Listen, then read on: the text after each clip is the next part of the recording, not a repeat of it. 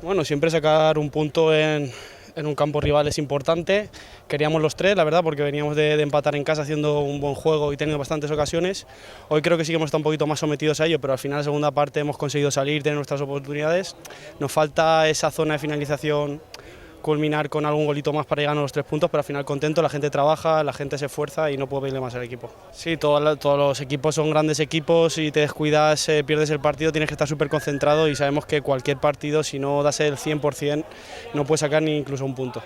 Bien, creo que el equipo está compitiendo, que se está esforzando y al final creo que con el trabajo que estamos haciendo día a día, creo que sacaremos los 3 en el siguiente partido y queremos estar lo más arriba posible, disfrutar de la categoría y cumplir con el club. Sí, saben ellos que para nosotros es bastante importante tener el apoyo de nuestra gente en casa. Creo que somos fuertes en nuestro campo y con ellos seríamos mucho más.